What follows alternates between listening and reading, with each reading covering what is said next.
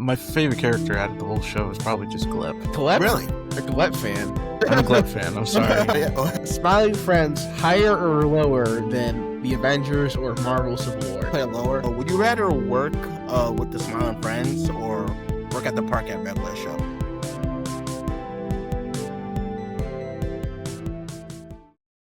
So how do the Smiling Friends make money? Like, how is that a profitable business? I mean, I would assume it's through the clients that they have. That the clients pay them to make them smile. Really? Okay, but this is what I'm asking about is I've never seen in the show somebody pay a person on Smiling Friends. I've never seen a transaction. I've never seen someone hand money over to say, "Hey, I want you to make me smile." In fact, it appears like they have it's like a charity, right? It has charity vibes, but it could be like a thing where like Pim or well, really all the Smile Friends are on like retainer, and they get they're getting paid like Beto said, like hourly or something, and as long as when they get a call, they get dispatched. Can't be commission. It can't be commission because Charlie would have put more effort into Just making not a person commission. smile. Just not commission. Yeah, and they spent a lot of time at the office like goofing off. Yeah, I'm just curious. It's similar to like security guards, you know, some of the times you just don't do anything, so but you still get paid because you're still on shift just in case something does go down. So in their You case, think it's like a government subsidies kind of program? yeah. Similar to Okay. that. Mr. Boss is very schemy, I think. Mr. Boss makes a lot of money. That's the other thing. Mr. Boss is a billionaire. And he has Yeah. a connection to a lot of people. And there's a bit where he's like, I lost all this money because of the Frowning Friends. He lost $2 million because of Frowning Friends. So I'm just curious, what is the monetary situation for the Smiling Friends, Mr. Boss is a charity, good LLC, philanthropist. whatever they are? Mr. Boss, as a billionaire and as billionaires do, wanted to create this company, and so he just created it just because he can, and he's just like, let me just have some people on standby, and I just pay them to make people smile. He paid low wages to the people to like the Enchanted Forest to build the True, yeah, that's true. That's some lore reveal in I think season 3. Yeah. But all right. Well, welcome to the Peak of Fiction podcast, the podcast where we talk about the very peak of fiction, be that anime, comics, movies, manga, and more, to find the very peak of fiction. On this week's episode, we are discussing Smiling Friends, a very incredible animated series by Zach Hadel and Michael Cusack. We're going to talk about the very first 2 seasons and see if this show is peak fiction or not.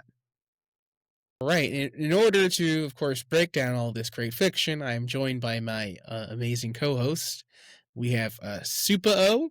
Yo, what's good, everyone? What's good? Ready to smile? And the ever elusive Beto. Hello, everybody. Hope you have a wonderful day. That was my Pim impression. That's a great Pim impression, yeah. Yeah, that's a really good impression.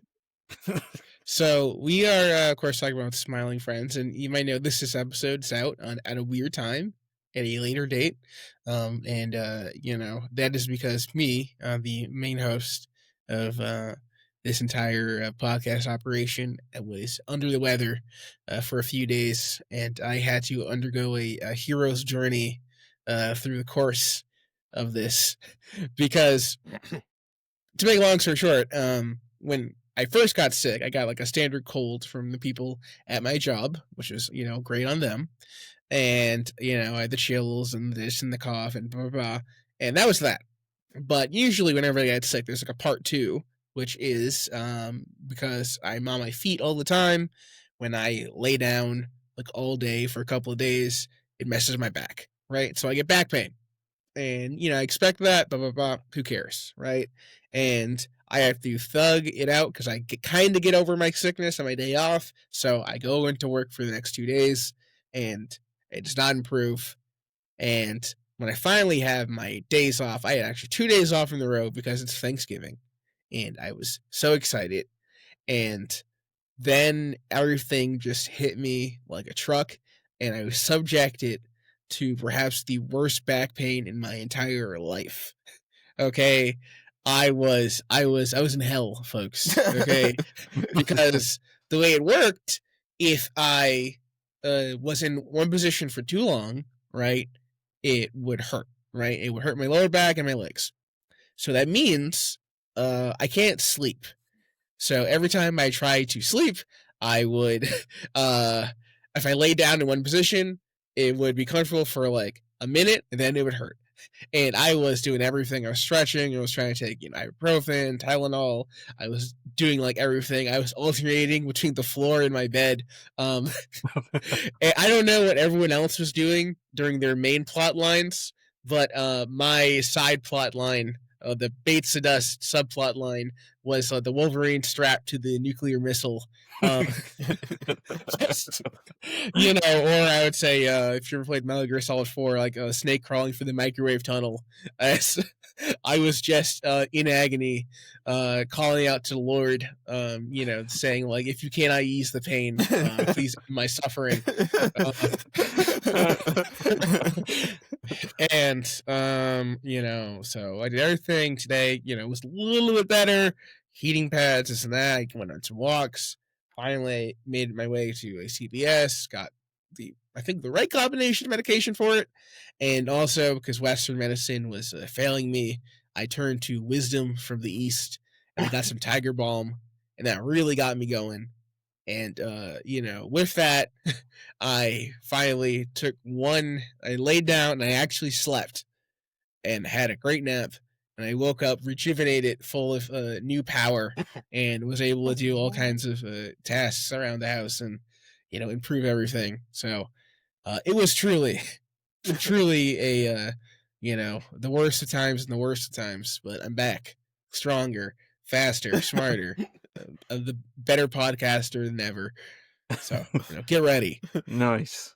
Yeah, isn't this? By the way, I got your voicemail earlier. It was kind of weird. We just played a little bit. Oh, kill me! Kill me! I can't stand it! Why? God! Yeah, it was quite terrible. It was quite terrible, but I'm back. Okay, can't bring down the kid. So back to our main topic, smiling friends. Normally we bring up the plot, right? We do a swift summary, but there's one small problem. Smiling Friends does not have a plot. Okay, it is a series of adventures, individual episodes that, I would say don't connect too much. There's lots of callbacks and continuity, but not a real story. But if I had to give a summary of Smiling Friends, it would be about Smiling Friends Incorporated, which is a company owned by Mr. Boss, and the purpose of this company is to bring happiness and make their clients smile. Okay, once the client says, "I want you to make me smile," you can't refuse it, and you have to see it through, to achieve this. So in order to do this, we have our main, four smiling friends. You have Charlie, who's kind of like a cynical, bigger guy in the group. You have Pim, who's the like hyper optimist. You have Alan, who doesn't go on a lot of like dispatches, but is more of the office worker, who is just kind of like I would say compare him almost like a Squidward figure. And Glep, who's there. He does stuff. Lower in the rankings, but still an important member, and they try to cheer up people in very eccentric and absurdist adventures. It's a really cool, like animated sitcom kind of vibe, regular show esque, with maybe a little harder edge. But yeah, I mean that's Smiling Friends, So we can go straight from there, talking about the plot, in order to talk about the rating. So whenever we rate a show, we do it on 5 different points. We have visuals, characters, story and dialogue, writing and dialogue, X Factor, hype moments, and aura. Now, hype moments and aura really are not going to work uh for this one, so we're going to, instead of hype moments, we're going to call it ha moments, That's how I took it out. and aw shucks, as we say, how funny is the show really? um so with that being said, let's get into our first category, visuals and art design. 1 through 5, how do we feel about Smiling Friends? Uh, I could be start for us. This one's kind of weird for me because the animation and art style within this show, it varies a lot. Like, and it's a lot of different animation and art styles, and like there'll be regular people, there'll be live action, there'll be rotoscoped characters, there'll be Yeah, 3D, there'll be there'll be 2D, stop motion. like they really fuse a lot of styles into this world, and it kind of fits with the bizarre nature of everything. uh and on one hand, sometimes I feel like the art style or animation or character designs or background character designs are a bit too like like I'm not really feeling it, but or like they're just too ugly or grotesque. You know what I mean? And they do that a Yes, lot. sure. They have a lot of that in the show. But on the other hand, if I look at it like in the world as like a whole, it fits with the world that they're setting up. Because in this world, it's pretty much it is like the most random world you can get you can be in. I compare it to Gumball. I think a regular Actually, show. Mm. yeah, I was thinking more regular show, but yeah, no, I see, yeah, Gumball for sure. It's definitely more ranks. Gumball, because Gumball has the mix of people in different art styles and stuff. I Is think there? Gumball's a little more cohesive Yeah, that's the thing. than Smiling Friends, but I think the absurdism comes from Nah, the that's fair. fact that sometimes they'll just make a regular guy, Yeah. in there, or like a rotoscope guy, or there'll be like some sort of very weird animation that like kind of like takes you by surprise at any point in time. Yeah, yeah. And also people everyone kind of have different like movement speeds, or like I think I like a very noticeable thing I see watching the show is like just characters just be flailing their arms really fast up and down. Mhm. uh this is definitely a show that if you have ADHD, this show grabs your attention. You Yeah, know what I yeah, mean? for sure. Score wise, I don't think I could give it a 5. I just think it's not Mhm. just not enough cohesiveness there for me. Uh and like I don't know, because like it's try because there are like a lot of like I said mentioned earlier, grotesque uh designs or grotesque like art styles they use, but at the same time, like I feel like that's the whole point. You know what I mean? The Mhm. show is meant to like look a certain way, have a certain ugliness to it that makes everything seem even more bizarre. Uh for me, it's like between a 3.5 to a 4. Okay, Mm. all right. I have a different take, but I respect it. Yeah.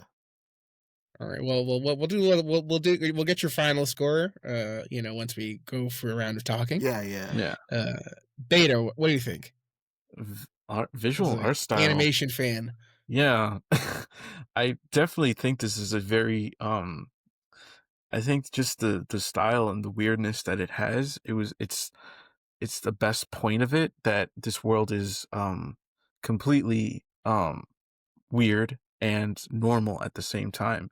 It's so absurd that everyone just takes everything like yeah, that definitely happens. It's just so normal.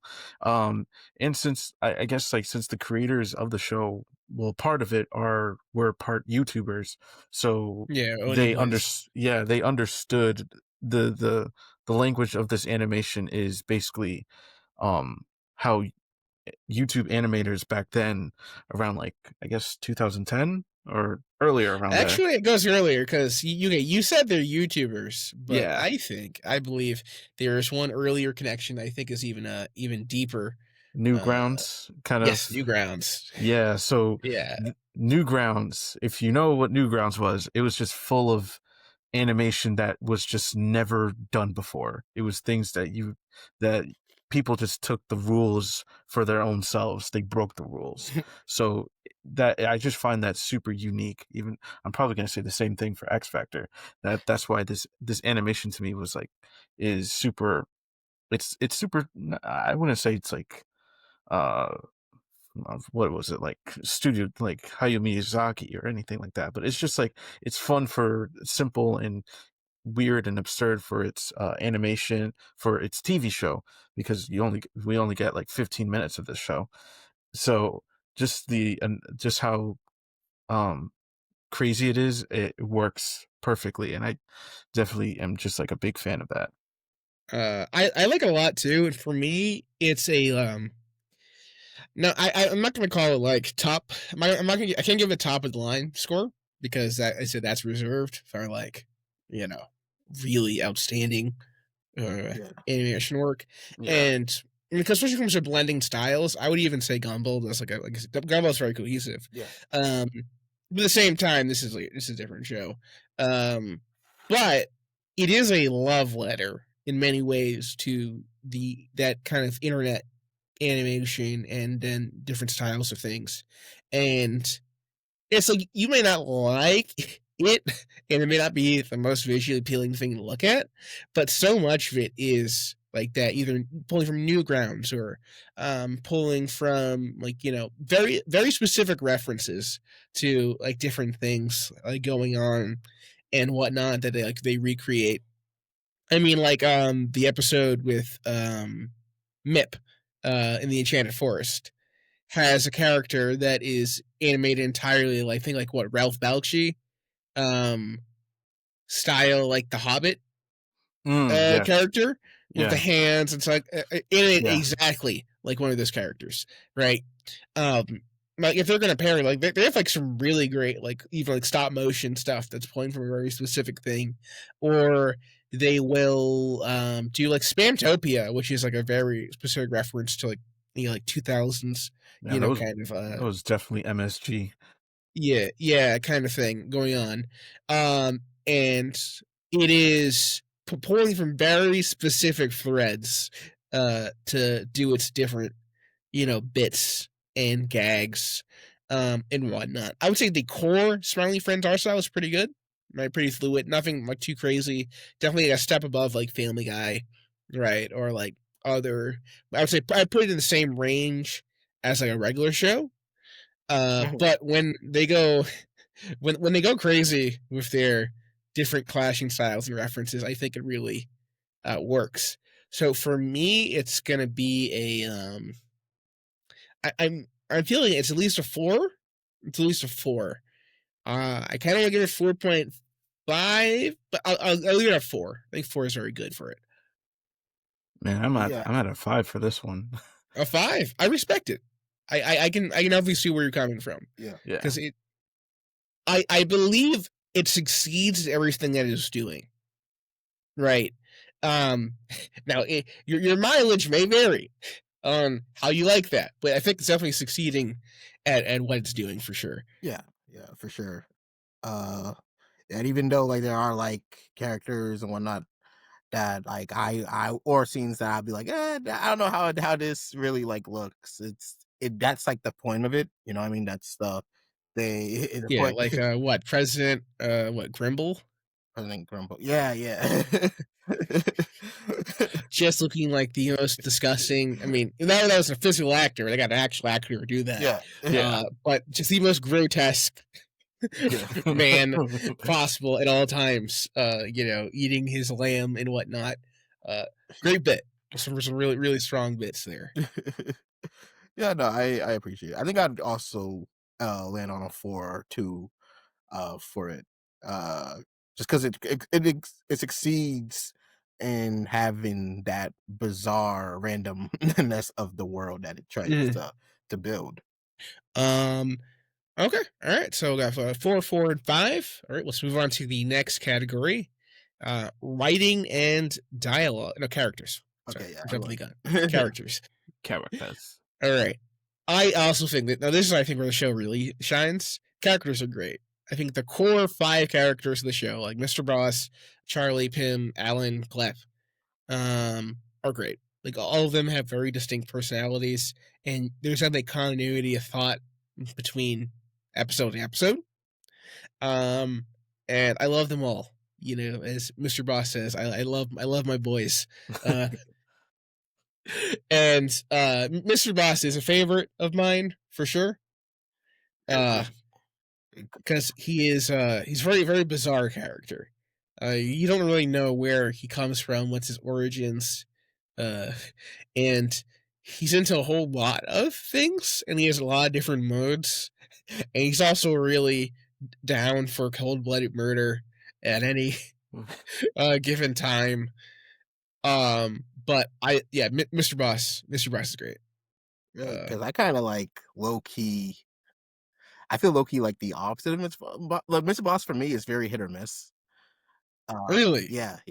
Like I know and like I get the randomness of it. He's definitely the most bizarre random out of the Smiling Friends Corp. And there's some good jokes he has. You know what I mean? I do like the rewatching it. I do like the gun bit he has when he goes to like the frowning friends. Frowning friends, yeah. And he has some good lines. I even think I've even seen some of season 3, and he has some good stuff in there as well. But there's also just other bits that I'm just like, it just doesn't hit for me, or he's just like, okay, I guess that just happened. You know what I mean? Like I'm giving you a little part of myself, Alan. Okay, I love that. Okay, I love when he gives him the little Mr. Boss because of the little I'm giving it to you. It's a little me. Like I don't want it. Yeah, I don't want this at all. No, I think that's very strong. Or the I'm not or the him breastfeeding his son type, like weird, bizarre. That That off. I will say that did have some sort of payoff. But yeah, nah, he's all right. He's all right. I think my favorite bits of him is when he breaks. Because he did be doing this bit with him sometimes where it's just like he has like the Mr. Boss, voice, right? But then all of a sudden it would like when he gets serious, he drops the accent and he just like yes, oh, yeah. He is. Yeah, he's great. He's great. Somehow like an old, like supposed to make an old money man character, but also like super in touch with the times. He is like a reverse Pops from regular show. Yeah. He's definitely like someone that that's so eccentric and just like you're never gonna know what he's gonna do, what he's gonna say. Definitely like I feel like there's so much things that you can't even like figure out about him. It's just I love Mr. Boss. My favorite character out of the whole show is probably just Glep. Glep? Really? A Glep fan. I'm a Glep fan. I'm sorry. What's Glep's best bet for you? The Mr. Fruck episode where he's just auditioning and then he's just like I don't know, just him just being there like yeah whatever.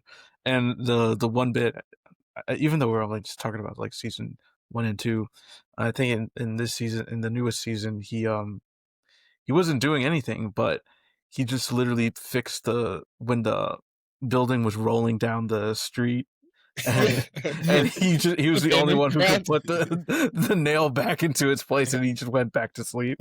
It's just him being absurd and just going wherever he does and whatever he does at his job, even though no one knows what he do.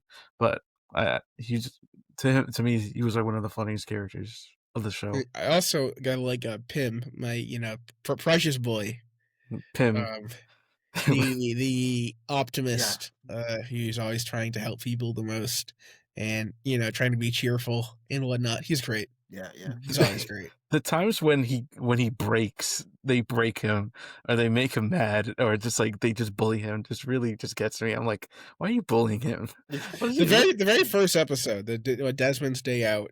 Yeah. Where at the end of it, he's completely drained. Yeah. He's just done. Yeah, he's just done. That's pretty good. I think my favorite of the book is or even the Miv episode, where I think with oh yeah. where Pym is like freaking out like a golem because Mip is getting all the attention from Charlie. Yes, yeah. And it's like this is always that's always been his dream to do the quest and go on So, with the adventure and that Charlie's but Charlie's pretty much the main character. That had me done, bro. But no, Pym's optimism it brings a it's very SpongeBob like uh when it comes to doing his job and wanting to make people smile, even at the behest of his own. Like like when Charlie like you could like during the president episode where like Charlie's like, I can't really even do this anymore, and he leaves Pim to do it, and Pim is just like, you see Pim actually like stressed out because of how bad yes, How bad President Chimbley is. like no, Pim's great. Pim's great. I think my favorite character out the Smiling Friends is probably Charlie. Charlie has some great bits, and I just like his more like he's the more pessimistic of the duo, and he really is just there for a check. he's there because it's his job. I relate to him, so like, I was about to say the same thing. Bro, like I know why we doing all this extra stuff, bro. Right.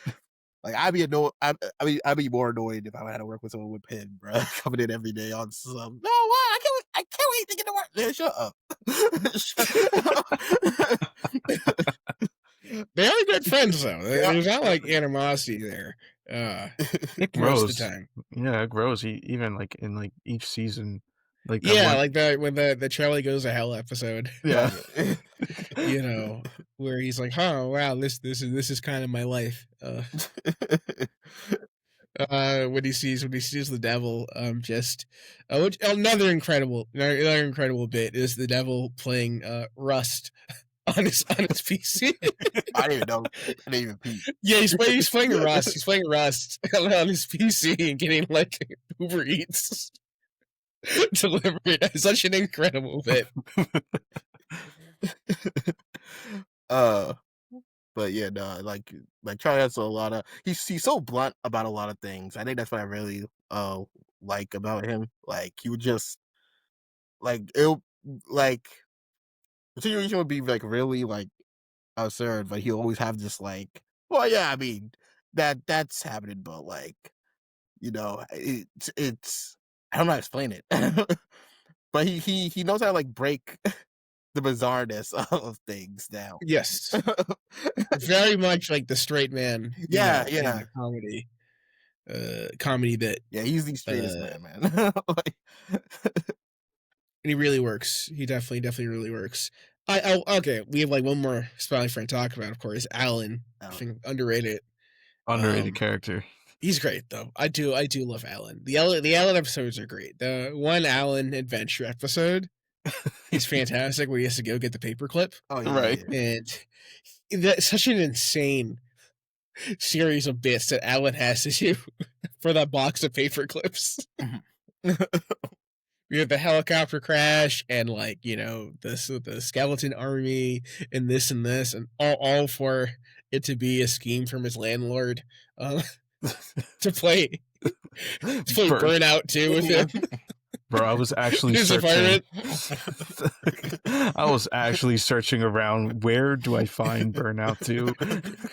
Revenge. That is great. Like Alan's great. Alan is a very much. I think he's a more pessimistic, kind of Charlie, and just kind of like a real. Like he wants to do his stuff. Yeah. And he does not like the bizarreness of everything. He's a little more aggressive too.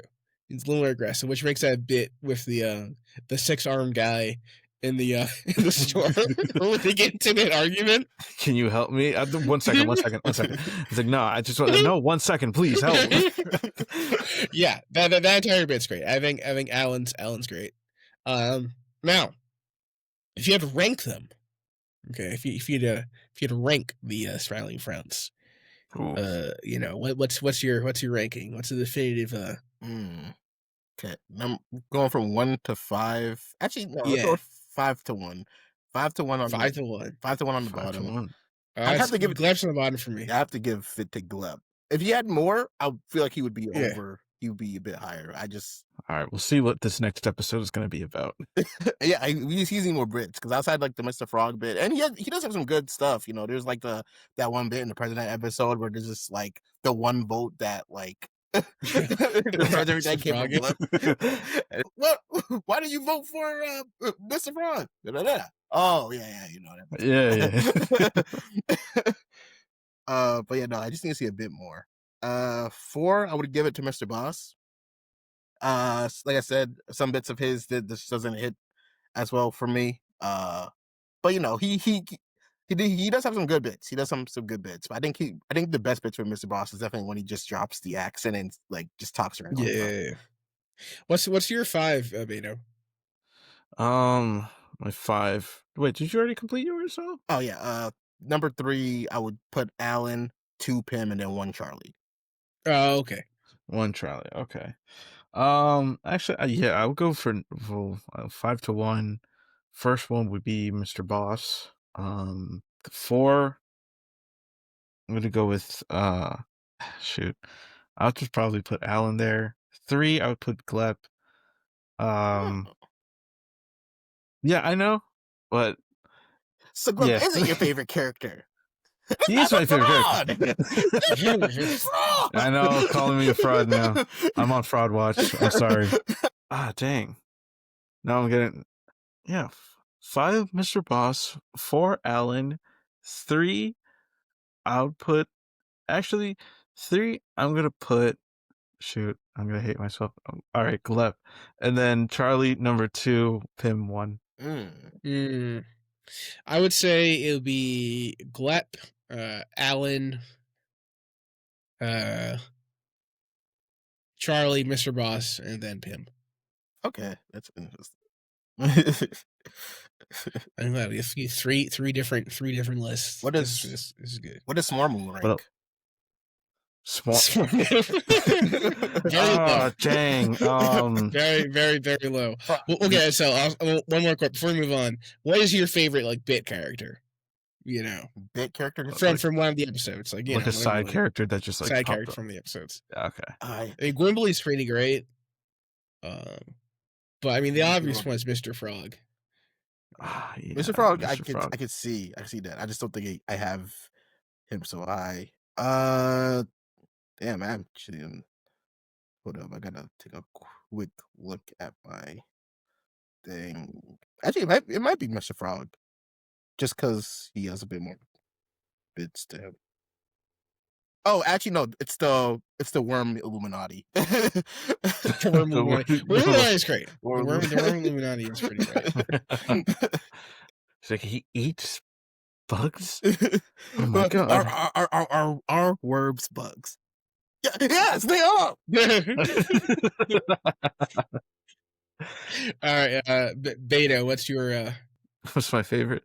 Oh, yeah, actually, it's the guy at the airport. Oh, no. Are you a tourist? Are you a tourist? Cash. Do you have cash? Well, I hope you have a nice day. Brazil is very nice this time of year. Yes, thank you very much. Dude, I think he was gonna pull a gun out or something. Yeah, that bit's great. I mean, Desmond's pretty great from the very first episode. Desmond's pretty strong. Yeah. Of course, Mike Sokoska from Red Letter Media does a really great job doing the voice work for Mike. Mr. Frog's probably my favorite because he just has the funniest bits. I think, I mean, his very first episode, and you know all the different things. He's just like this pure, malicious, chaotic character that just harms everyone constantly, and everyone's kind of okay with it. It was like wanton murder. And you know, season 3, of course, you have the incredible, the absolutely incredible, you know, his backstory, and also his compilation of like, you know, his greatest hits, like that picture of Mr. Frog for Epstein. It was really great. Really great stuff. Yeah. Yeah. Or that guy with the I don't know his name, but he's the guy who's like, man, I don't know what to think, man. I don't know what Oh, to think. I was actually his name is actually DJ Spit. Yeah, DJ Spit. DJ Spit's great. DJ, yeah. I was In my like, head!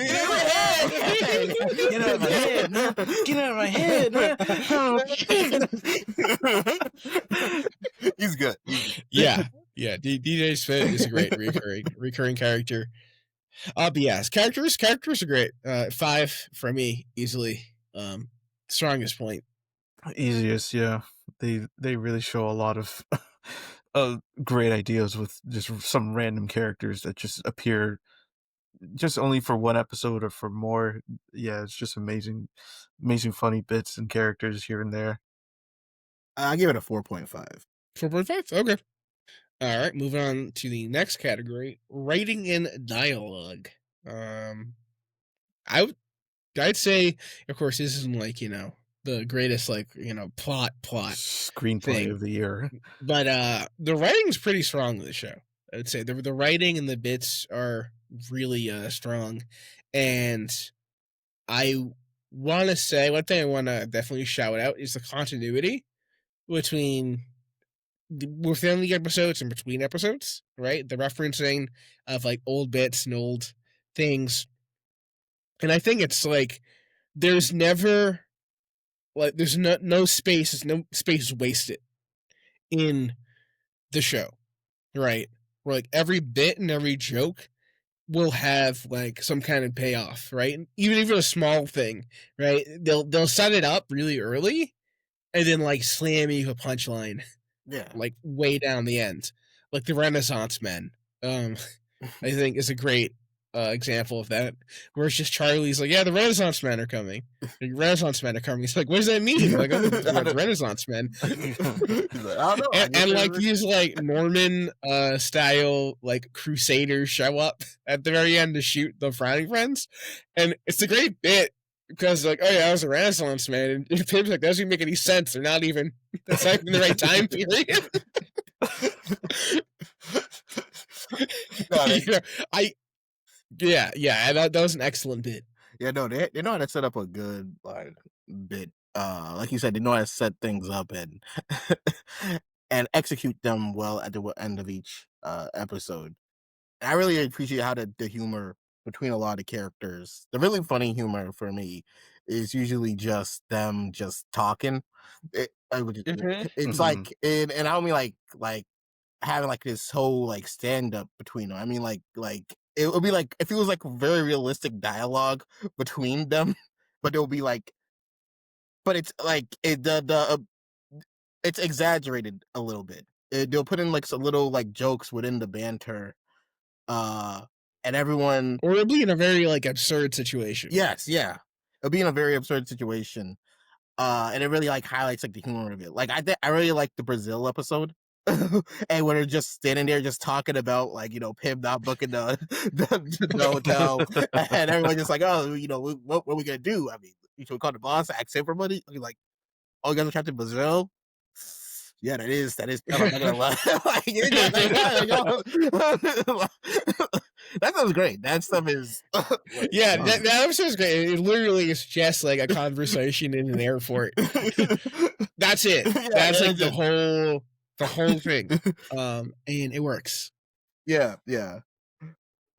I say some humor doesn't quite hit for me. Like, or some humor, like some jokes, like I wouldn't, because when I first watched Smiling Friends, like, yeah, I thought it was like an amusing show, but like a lot of jokes just didn't like I'm not gonna say like it had me like busted out laughing, you know what I mean? But like there was like they definitely had like good bits, but they also had like jokes where I'm like, oh, if I scroll on like TikTok later on and I see it used in like as like a background for like a sound, I'm like, oh, okay, that it's actually kind of funny in this context. Yes. I'll say some of the jokes and bits are definitely like inside jokes. When I say inside jokes, I mean like it's like, are you aware of this style of thing that they're referencing from, you know, the 2000s, 2010s internet, right? Mhm. So I don't know if that's a strength or weakness. I'll definitely want to include in the X Factor, of course, but it's definitely a lot of the bits are fun bits on their own, but a lot of them are like, for example, like in when they want to get rid of like the boss's like wife, right? Mhm. Um, and they have that whole bit where they go on YouTube to like find the demon hunter, and it's a nostalgia critic. Yeah. And it's like a whole nostalgia critic. Now, if you don't know about a nostalgia critic, then like that bit might just go right over your head.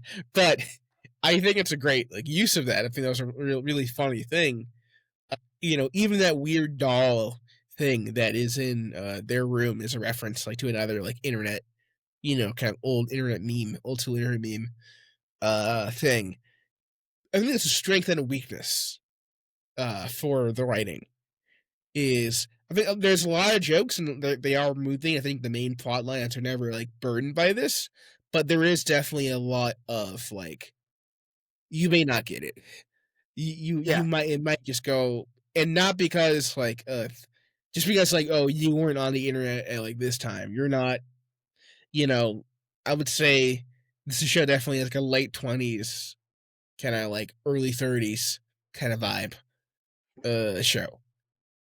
And you might miss some jokes. You might miss some of the writing and whatnot. It is layered, but you might just miss out on it. Yeah, no, I that's kind of how I feel about it. Because there was definitely like jokes I kind of just blew over my head, or even I still like don't quite get or didn't find like that humorous. But uh overall though, I think it is like a very like amusing show. It's a very cool watch, and it had me chuckling. It had me chuckling. I'll give it like a 4. Hmm. I Yeah. give it a 4.5. What do you think, better?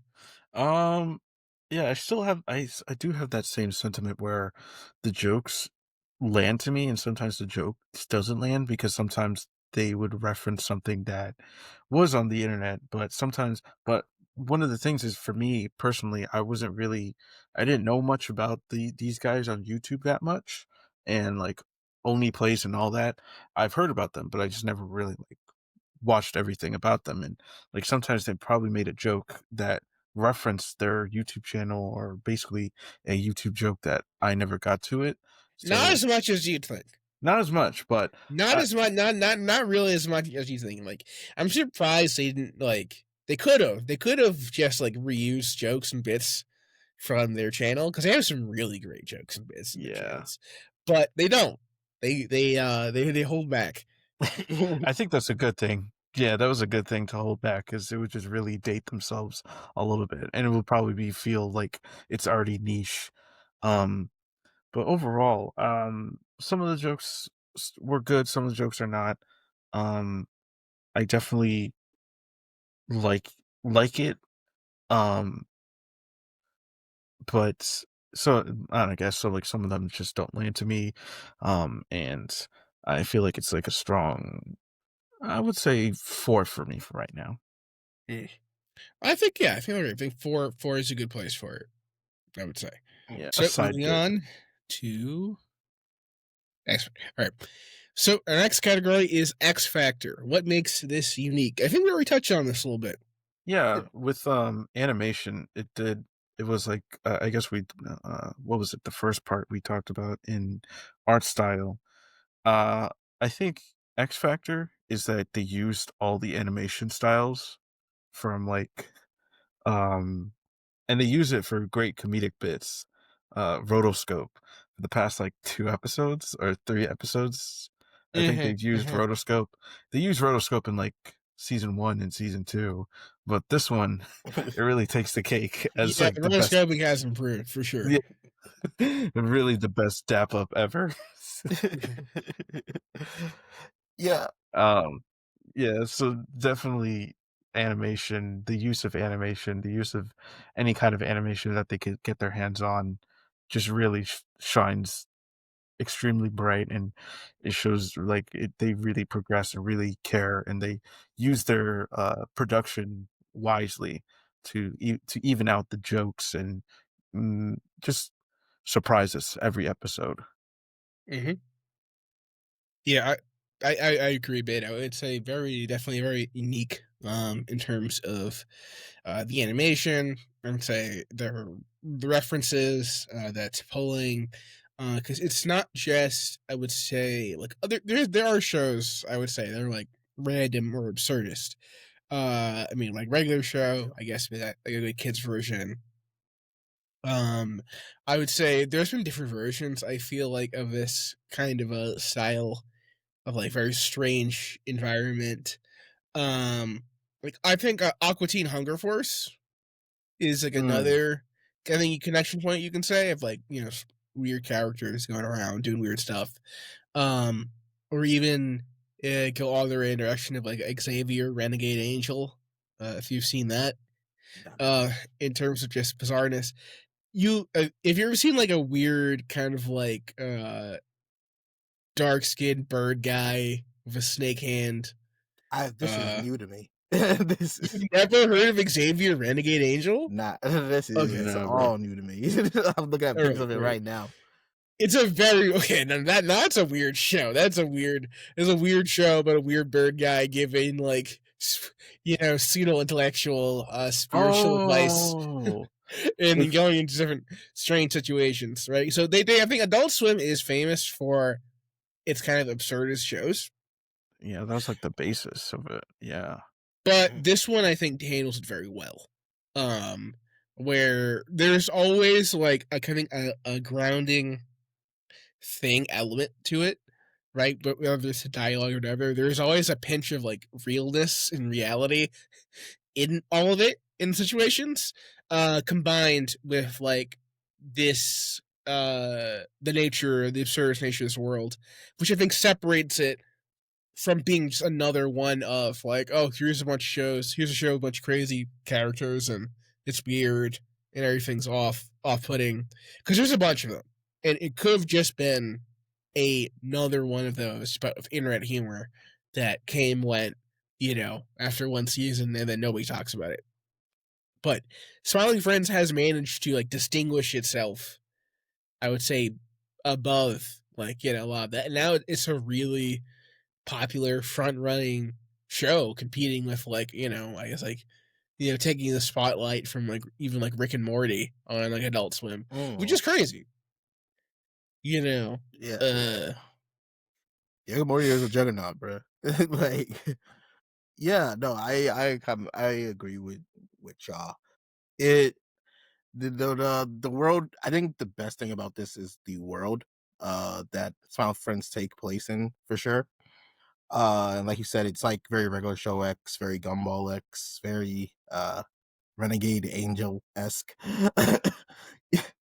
uh, so I for X Factor for me, it really came from how comedically absurd the world is compared to like these other shows, and if they reach that kind of level for it.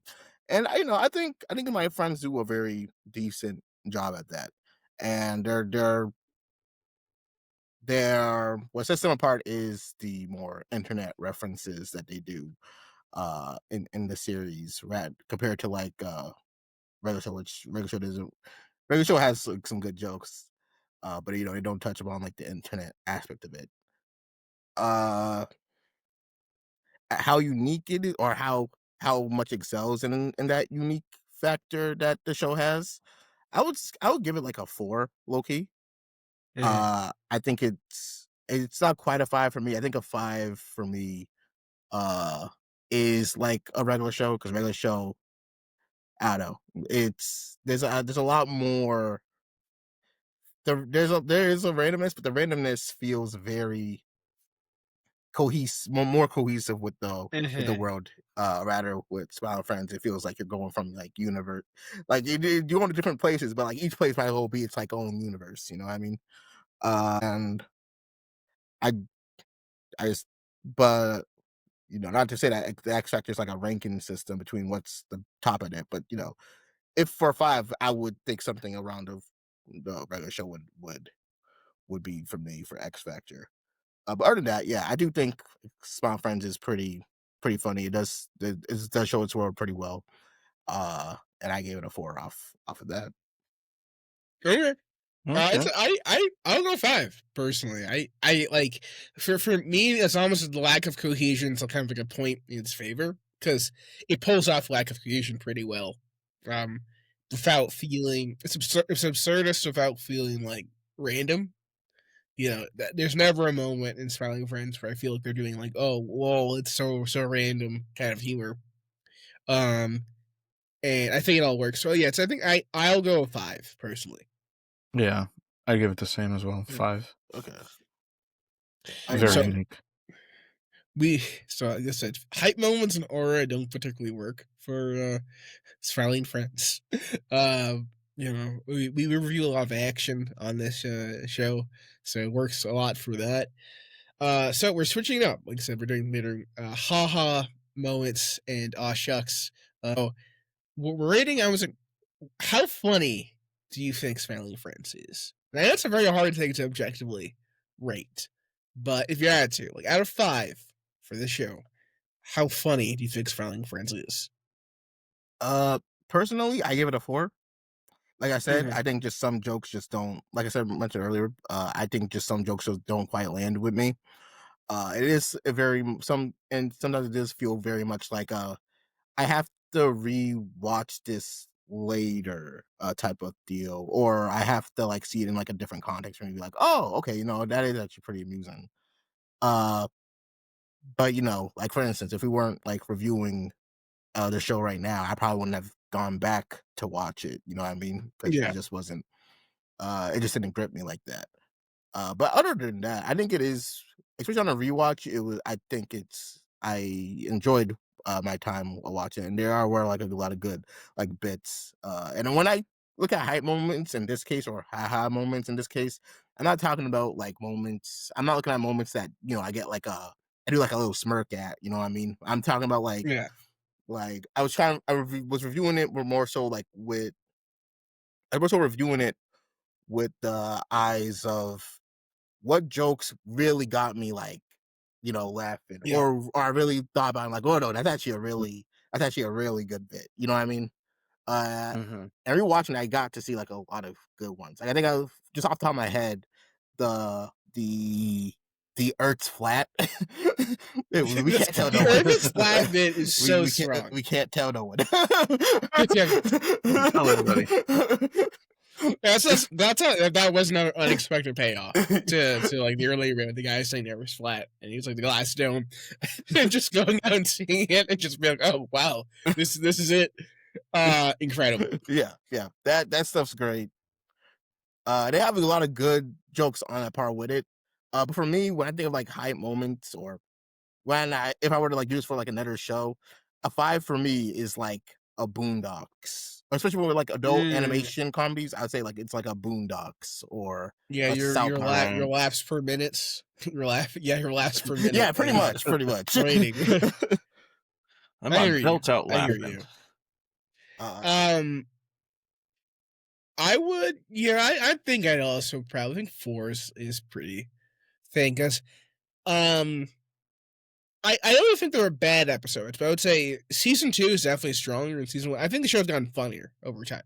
mhm. Actually, I think it's gotten better. They gotten more of their footing. Season 2 is a step above season 1. Even though season 1 has a lot of good bits, some of the episodes are humorous, right? Yeah, I was smiling, but I wasn't like laughing the whole time, right? yeah. I was Whereas I with think you. Like I was season smiling. 2, I was smiling too, friend. okay. Didn't. Um, whereas in season 2 was a lot of like really laugh out loud bits for me, right? I think season 2 had some of the strongest bits in the series. Like I said, the flat Earth. I mean, there's one bit from season 1 I do like. I think the Mr. Frog bit, which always will stick in my mind, and that is when he's going on like a random during like a I think it's good news. The news are like recounting, him and his rampage. And there's a bit where there's people like standing at bus stop and he throws like a goblin bomb at them. the Goblin buff for Spider-Man 1 and he turned into the skeletons. Like, that is such a great bit. That is such a strong bit. That's a great reference to that Sam Raimi movie. But I think it's only gotten better. It's only the bits have only gotten stronger, and I think the show's definitely shaping up. It's definitely hitting its stride. But if we're talking like pure laughs per minute, it's not quite at like peak South Park or peak Boondocks levels quite yet, because those were had me going Right. for the whole time, or and on top of that, especially for Boondocks case, it also has some like great animation too when it got serious. But still excellent. Just and I think maybe some time from now you look back and say, oh no, it got better. If I had to rate just season 3 off of season 3 right now, I mean, I definitely rate it higher. As a show, it's a 4. Yeah. I honestly, I would say each season is picking up every single time. Something new, something funny happens. They improve so much every season. I guess I really like the show much that I just give it like a 4.5 because of how intense and serious and quippy and funny the show is. That like the scene, like I think it was season 3 when Mr. Frog was going through like this existential crisis. And he goes back home, and his dad is like Creed from The Office, and he's painted all red. He's berating him, saying like you're a failure to my eyes. You're just a failure. And the scene, a lot of people would be like, "Oh, the scene is so serious," but to me, it was like the most funniest thing I've seen, because it's like it's so absurd. So I appreciate this very much. I give it a 4.5 for its unique writing and how funny it gets every season. Like every season's so new to me. Well, yeah, I feel you. And I didn't mention it before, but I just noticed in my notes now. The is this blackface bit in the Halloween special? That's great. Is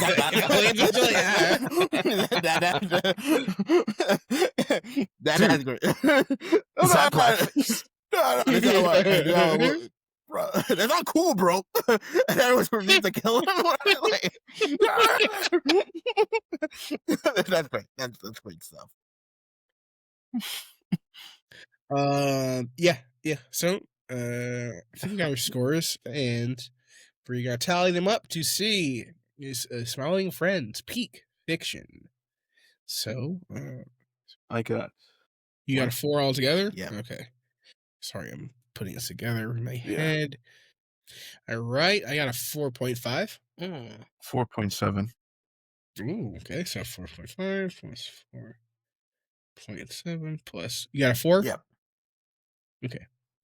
Is a 4.4. So it is officially, we can put in the books, Smiling Friends is peak fiction. And that puts it right next to the Avengers and Marvel Civil War. As it should. So the question is, do you want to say, is Smiling Friends higher or lower than the Avengers or Marvel Civil War? I'll put it lower. Personally, I would put. I'll put it above Marvel Civil War. Yeah, like Civil War. Like the comic. We're talking the comic. Yeah, I know. No, you're right.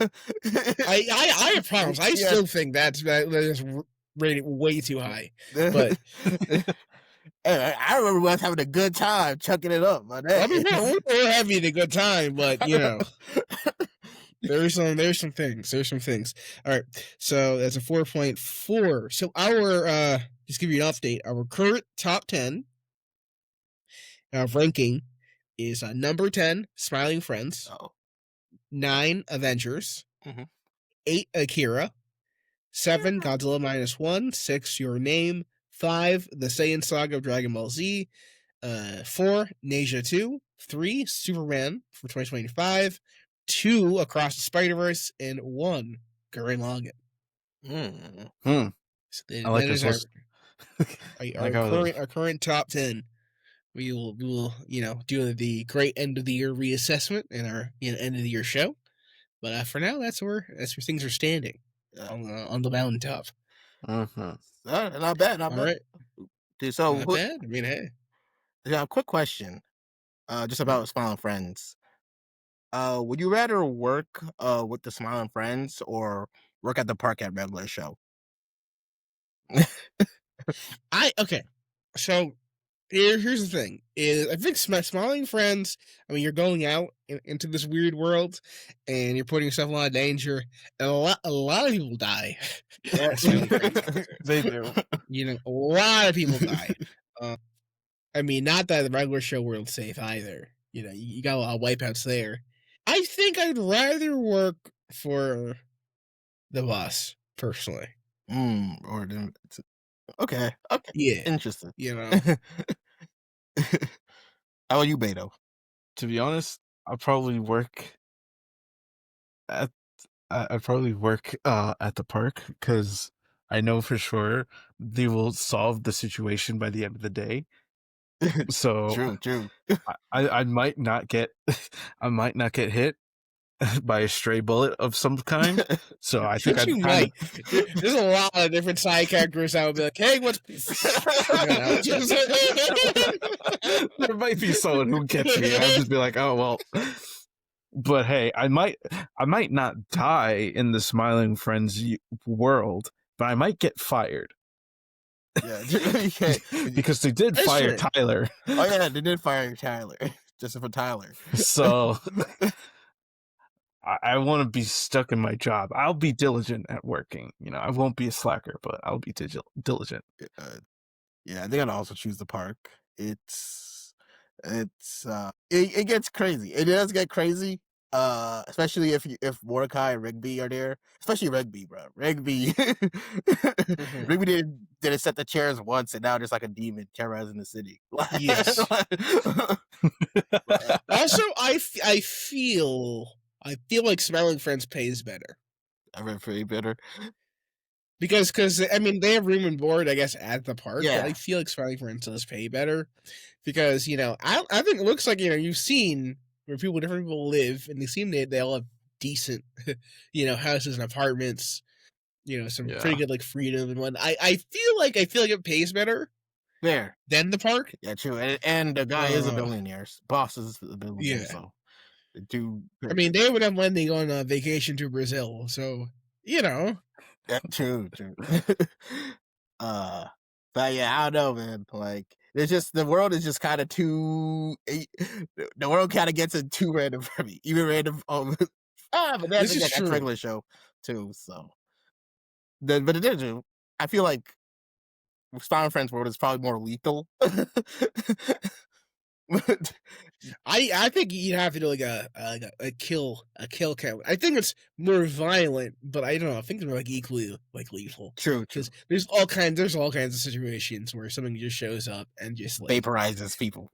Vaporizes people like, off the street. That happens a lot. Yeah, and if I get near like Mr. Frog for some reason, I'm just gonna get That's hit in the true. face.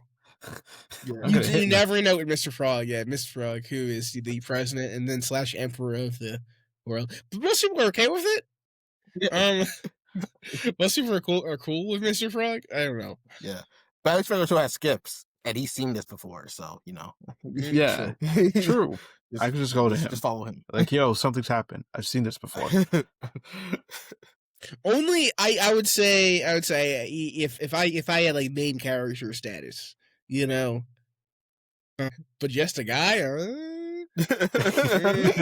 That's where you run into trouble. True. That's where I'm never surviving. All right. Well, we had a good discussion, Smiling Friends, but the show is not over. For we must, put away our smiles and enter the brutal hot take arena, where we talk about our hottest media takes of the week. you know, bring them out. So, Sounds good. Sounds I think good. I'll start. I have a take, Mhm, and I think this is a this is like a thesis I have on animation.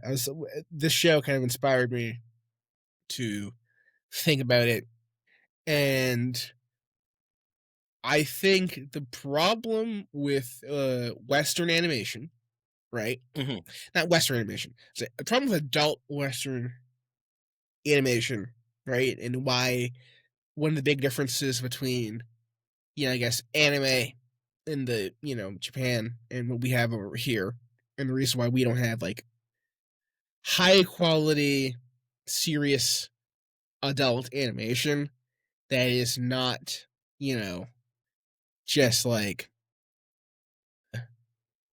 hmm, I'm trying to think of the trash. best way to phrase this. Not that trash. I would say adult animation on the West comes in two flavors, right? Mhm, And that is either um like a sitcom, right? mhm. Like a sitcom for adults, or um hyperviolence, a la Invincible Oh yeah, or yeah. Primal, or something like that. Okay. And all the other animation that we had that may be like good or whatever is usually based off of like a kid's property, and and it has adult themes and adult stuff, but it's not like, Catered aimed to. squarely at, catered to older adults. And like anime, you may have anime that's catered at a specific older audience and stuff. That it's not just, you know, hyper violent or whatnot. And I think that is because my take is that the main problem is that we have yet to have a Western animation, or maybe we have, but maybe not a popular one, but a Western animation that is just a drama, right? And I think we should be trying to make more Western animation um, that's high quality, like a drama, right? And that is how we can finally enter into the anime space, right? As opposed to what a lot of like things are quote unquote emulating anime, which is really just like aesthetics or like fight scenes or stuff. Mhm, But I think it misses out on what makes anime like interesting, right? And think of like some of the best animes, right? And the best stories. yeah. A lot of them are just like stories about people's lives, or high school. They have very interesting premises, you know. But we have a lot of like hyper violence or like superhero stuff, Mhm. and I think we need more. Or adult drama oriented. Yes, that are that happen to be animated, like well animated, not in a sitcom Family Guy style, right? Mhm. Hmm. Um, we need basically like an animated Breaking Bad. Uh, not Breaking Bad animated, but yeah, original show that's kind of like Breaking Bad, like a realistic kind of show, right? With a really great animation style that keeps people involved, but has like that kind of like serious plot line. Yeah, I mean, I argue that a Breaking Bad esque animated show would lean toward the hyper violence. So No, I'm not saying that, right? But I'm not saying that's not like the main like draw, mhm. right? Yeah, but no, no, I actually agree with that take. Especially just for the West. I feel like we have a lot of Or Mad Men or whatever or something like that. yeah, yeah. Like we have a lot of there's a lot of anime already, like you mentioned, that does the drama animated. That there's a drama and also animated. You know what I mean? But yeah, I think the West could look more into diversifying the genres because with animation, the area is wide. You could do like any type of genre you want. And I think the reason why it's probably not as much is just because like animation is reserved for shows that you can't quite do as well in live action. You know what I mean? Or would need like super effects. So, that's why we have, the Invincibles and the Primals. Uh You know what I mean? Because so you get like a drama script, and you get a drama script, you're like, oh, instead of like hiring a bunch of animators for people talking, Yeah, why don't we just get actors for this? You know what I mean? this is true. I hear you. I know I understand there's a reasonable explanation for all this, but I would like it. I would like it if circumstances were different. I would like an attempt to be, made Yeah. to make just a really solid show that people can get involved with that's animated. I feel like that could be a good change. And I would say a show that did incorporate a lot of good stuff that had both, I would say, had action but also drama and this and that was Arcane. Um, Hmm. I mean, specifically, season one, I think, was like really well written and whatnot. Now, of course, the difference is Arcane costs like $1 bajillion to make, so maybe a little bit cheaper than that. But I want to see like what's the Western equivalent of like Death Parade, for example. I Yeah. think Death Parade's like a super unique kind of like Yeah. anime that has like its own kind of stakes and story. Um, or like Have, like even Death Note or and any of these other things aren't like super crazy, actiony, but have like cool drama, but could be done animated. have you ever Um, seen that show or movie called Intergalactic? I've not, you know what? I've not, but I've heard of this, but That might yes, fill that kind of niche you're yeah, looking for. I haven't seen it okay. either, but it Oh, does sound like a more drama related type show, and yeah. it's animated in the same, or not the same, but It also similar. looks like it costs like Yeah, a $1 huge amount of billion. money, but Well, it wasn't it was with Kid Cudi, right? I can't remember. Yeah, I I think think so. I think you're right. it was more of a. I think it was a television show, but turned into a movie Mm, because because it because it just says like the movie just fades out and then it just fades back in with part two and part three. But I see where you're going with that. Oh, um, but I was gonna recommend. Have you seen BoJack Horseman? Yes. Okay, Yes. I think BoJack Horseman kind of fits the bill, right? it But fits it. BoJack Horseman's more, or at the very least, it's wearing the skin of like a animated sitcom, like a Family Guy style animated sitcom. But it's doing something more than that for sure. Yeah. It's telling a very deep, moving story, but I'd like to see like a BoJack Horseman, but maybe I don't know, better animated or more seriously animated. Right. I think Because there is. imagine, hear me out, BoJack Horseman, but it looks like Beastars. You Hmm. know, are we ready for this in the West? Is what I'm saying. Well, Like, we already have Beastars, so I guess we are ready. but that's what I mean. It's like where there's so many cool original ideas and stuff that get made into these really amazing animated productions, and they don't have to be like these crazy action or this and that, but they can tell True. like the story. But there just doesn't seem to be an appetite. At least there's maybe an appetite, but there's not like a market appetite in the West for a publisher or producer to say, "Oh yeah, we'll produce this show." mm, Right? Um Right. and everything is, or if you have a show like that, unfortunately, it has to be first marketed to children and then, just happen to have a deeper story along with it. And there's a lot Right. of shows I would say I would categorize in that. I would say like, Star Wars, The Clone Wars is a good example of a show that's like, like it's marketed to younger audiences, but has like a deep story. Or you know, uh I feel like there's I have both. Adventure Time or, Yeah. stuff like that kind of genre. But they have to hit that child audience first and foremost. Yeah, And that's the biggest problem there. It that's has the biggest problem. And I just wish there was a situation where we could be getting um high quality stuff that is for an older audience from the jump and has great animation. It can be 3D too. I don't mind that, but I don't know. the, I I hear that, but I'm, like, looking at IMDb, I'm like, "Wait a minute, there's, like, 3 shows right now that I started, but I didn't finish." One of them is called Common Side Effects. I don't know if you heard about that one, it's on Adult Swim. I've heard of it. It's sort of on the comedy side still, but I don't think it's gonna be aimed at children. Another I one another one is Scavenger's Reign. Scavenger. Yes, good example.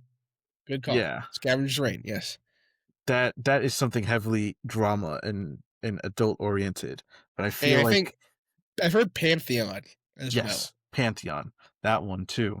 I think a lot of people, especially adults, really still has that stigmatization that animation is for children. So they wouldn't look to see, "Oh, let me see the new show that's this one, Scavenger's Reign." They'll probably be like, "Eh, it's animation, it's for kids." Yeah. But they still have that idea that all these are just cartoons, these are for kids. So Or they wouldn't yeah, or if it's for adults, it has to be like a comedy.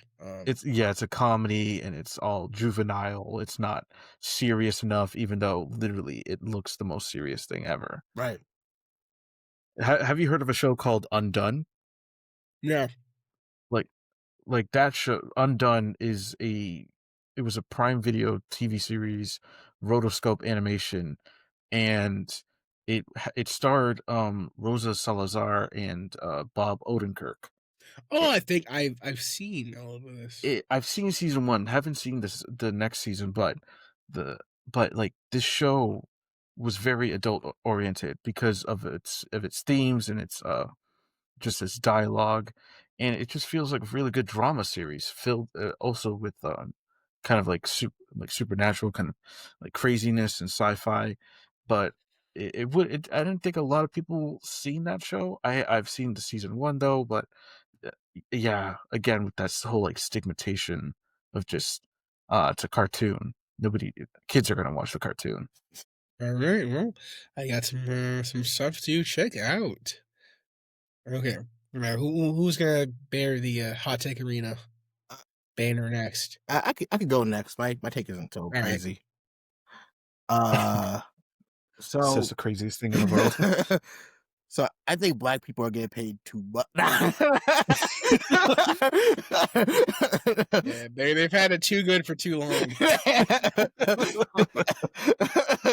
Juneteenth. What? You want a holiday next or? But no, my take is. I mean, this is kind of more so like a pitch per se. But I think, and to be honest, it's kind of a bit outdated now because we are getting a sort of game in this vein. But I like to get this out. Uh, there should be an Injustice style Marvel game. But the thing is, the game will be focused on the Civil War comics. Yeah. And I think Civil War sets up for a game so well with how there's like two sides and the heroes actually have a reason to fight each other. And the campaign, you could be like going through the story. You'd have your Iron Man's first cap, of course. Uh, you could put in some real like uh C listers like Goliath in there, CB listers like Goliath. Have Mm-hmm. him fight against who did he get shot by? Thor. Yeah, The Oh, fake Clone Thor. Thor. yeah. Put Robot Thor in there. I think the story is set up very well for there to be a lot of one on ones for both the campaign side and also for like the actual like fighting game side. And you could have your main guys. You could have your Spider Man and uh your Mr. Fantastic in there and your Fantastic Four in there. And you could also just have like I said, Goliath or any of those other background characters. You could even put in like some of the villain squad in there as well with Venom and Mm-hmm. Bullseye. Like I think that would I think a game in that like granted they're coming out with a fighting game right now called Token. Yeah. But I'm just talking about like the vibe of the game. The vibe of, Okay, so I'll say Mhm, a game like this did exist. It's not a fighting game. mhm. Okay, but I remember because I played this game a few times. Marvel Ultimate Alliance 2. Oh, that was based on Civil War. Yes. Oh wow. Yes, Okay. directly. Marvel Ultimate Alliance was because I hear what you're asking for, but my thing is like if it was gonna come out, it would have came out in like what 2009. But Marvel Ultimate Alliance, of course, like a 4-player ARPG, like action RPG kind of thing, almost Diablo-esque. Top down, beat 'em up, gameplay, really fun, really great original story. And then the second one adapts the Civil War storyline. So it does do what you're saying, Oh, okay. where it has like an opening, and then like the Civil War where the heroes united, then Civil War happens, and then you have to pick a side, and then from then on, the rest of your campaign is on that side, and you like do a bunch of the different big like Civil War fights, going back and forth. Um, unfortunately, that game goes off the rails at some point because they're like, you know what? What if we made it that they all had to team up to fight a bigger bad guy at the end? So both paths converge to fight the big bad, which is like a okay, get ready for this. The big bad guy of Marvel Alliance 2 is a cyborg Nick Fury who's been taken over by evil nanomachines. And he uses the the nanomachine bombs that are in the villain's head, and basically he takes control of the villains, and he's basically taking control of people, and because of the evil nanomachines, he wants to take over the world or something, and then you beat him up. It's very stupid. That's well. Okay, so do the Civil War game, but cut out that. All right, just cut out that. Yeah. Cut out. Okay, I didn't even realize that was what Marvel Alliance 2 was about. Don't worry, you can't play it anymore. So, so do Civil War 2. Do Civil War. Let's come back. Yeah, put in Captain Marvel versus Iron Man. You know what I mean? Oh, yes, it's the streets line. That will do so much numbers in the Avengers vs. Miles Morales. I wouldn't mind an original story that's kind of like that, like a would it be hero versus hero, kind of like what Injustice did. I think there's definitely good space for that, for like a a hero schism story. Could be fun. I mean, there's a bunch of you can do like an Avengers versus X-Men, kind of thing, or I mean X-Men versus Humans, but that's a little less play. But yeah, I would say I think that's a good idea. I don't hate it. My hot take for today is that I don't think I don't think a lot of Comic-Cons are fun anymore. Ooh, true. But explain. Recently, I guess to all our listeners, we are based in New England. So I went to the Rhode Island Comic-Con recently, and as I was looking around the whole arena, the whole area, everything about this place, I realized for the first time since I've been going to Comic-Cons for the past 5 years or so, all of these are just the same. Nothing's new, nothing feels new. I look at all the little knickknacks to purchase things. I look at all of them and I'm like, I don't want to buy these. And they're just all not it's not fun to even go get a signature. It's not fun to go look at food if I want a snack or I want a drink. It's not, obviously it's expensive. Everything is expensive. Everything is unorganized. And I just was like, man, I am not having, not the best, not the worst, but it's not too much fun to me. So I'm just like, dang, some Comic-Cons are just not fun, and they're just becoming the same thing over and over and over again. So I'm just like, why am I wasting my money every time to go to the same place every single time? No, I see where you're coming from. Like for sure. I think it's And you've been definitely to the big cons, right? Yeah, I've been. what would you say the big cons are? Oh, well, I mean, I'm not in San Diego. We went to New York, right? I've been to New York, yeah. Yeah. The 2 times that I've been to, it changes.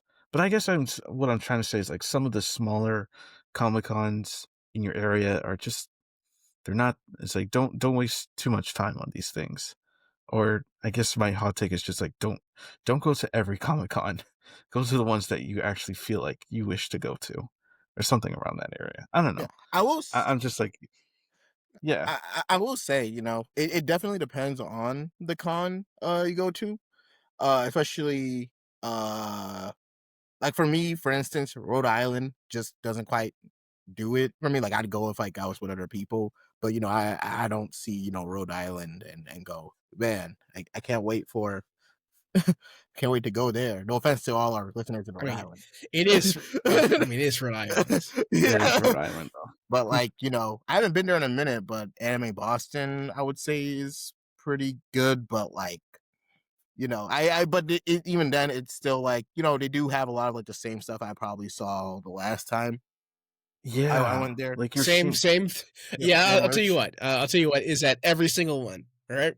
yeah, I guess I've been through a few. You will have guaranteed, right? 3D printed garbage. right? You will have a rack of various weapons Yep, from the show. And I always have the same ones. Okay, so you're gonna have Zoro's swords. Okay, you're gonna have Law's sword.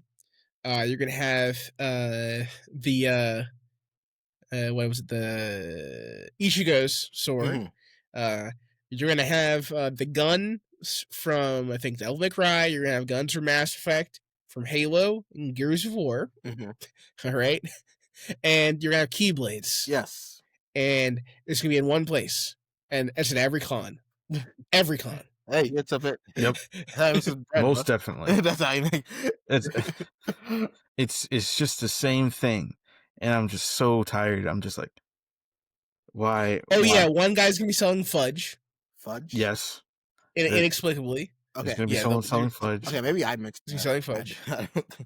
He's around. He's around. Everyone. Someone's gonna be selling fudge. Um, there is going to almost, I think, always be a lightsaber guy Yep, for sure. Every time, that's expensive lightsabers.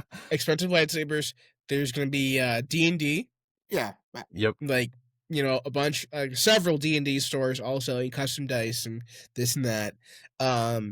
There is going to be, like, I don't know, probably a soda station or something like in the con. those beers And or the root beers, yeah, kind of. beers, a neglected free play area, and um, you know, what else? I think what's the standard con fare that you can't miss? I guess at this point, like a bunch of Funko Pops. Funko Pops. So many Funko There's Pops. so many So landfill. many Funko Pops, and also artwork that will make you go Also from the same artist too. I will see everywhere, and I don't even think it's like the artist. Like some of the bigger artists, they'll have like distributors. Yeah. They're just hawking their prints. It might be just because we go. New England. Yeah, New England. So if you like when we went to DreamCon, the merch there, I would say for the most It's part, different. yeah, it's very much different than the one we would typically get around here.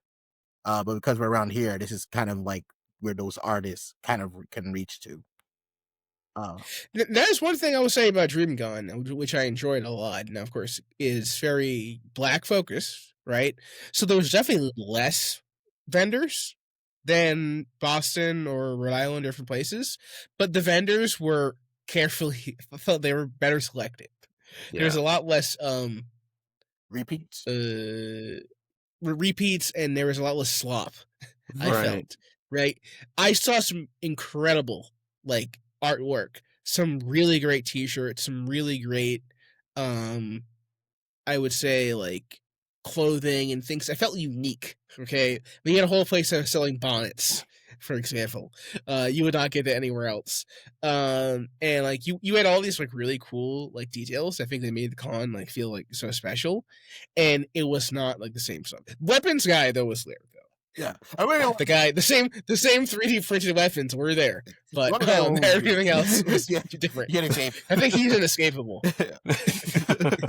Yeah, but no. I think if you're setting up a con, you know, like a guy will show up and be like, "No, I think I'm gonna need a little cut of this business." He's always there. He's always there. He's gonna be selling his Keyblades. He's gonna be selling the Kratos' Chaos Blades every time, every single time. Cannot escape. It's so can't escape that guy. So usually when it comes to like Comic Cons, for me personally, I'm just there for the comics. So I'm usually going to wondering if there's going to be some comics there, or if there's going to be some artists and writers there. Usually nowadays, specifically for Rhode Island, it's getting less and less. So I'm almost about to bow out from ever going there ever again. Not to say I'm probably never I'm going to stop, but I'm just going to go there probably once or twice. Who knows? But sometimes some of these cons, I'm just gonna be like, I need to know that who's gonna be there, or is it even worth it at this point? And a lot of it is what, like mid-tier celebrities, getting signing autographs. Really, that one guy from that one TV show back in the 80s. Yeah. Oh yay, they're there.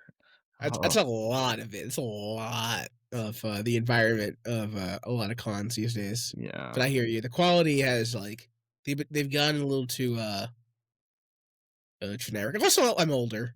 You know, we're getting old I'm here. no longer a bright-eyed, teenager going to like a Boston Comic Con. Taking into amazement at all the stuff. But there's definitely an element there of like, we're doing the same stuff. Yeah.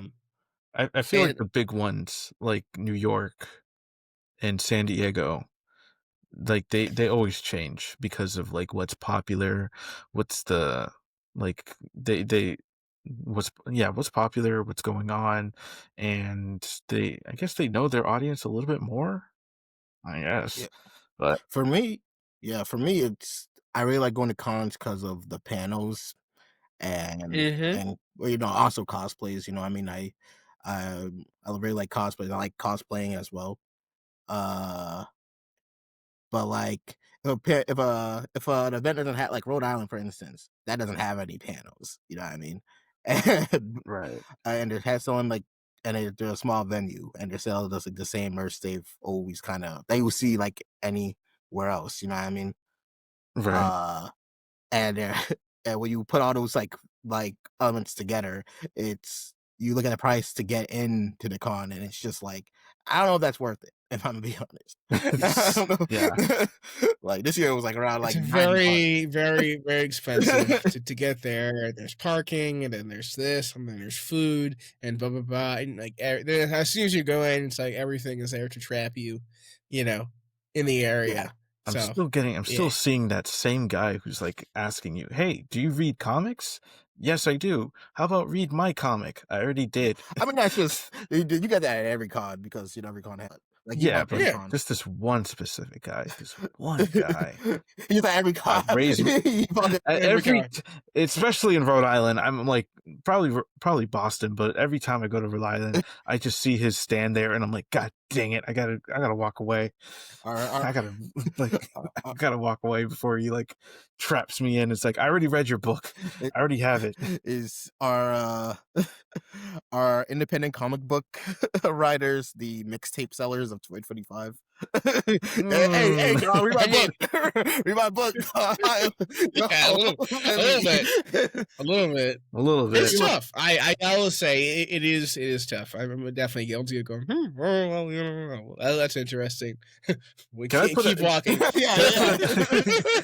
I put another hot take because of this? Yeah. I'm like, oh, yeah, that's cool, but there's no Spider-Man in this one, so sorry.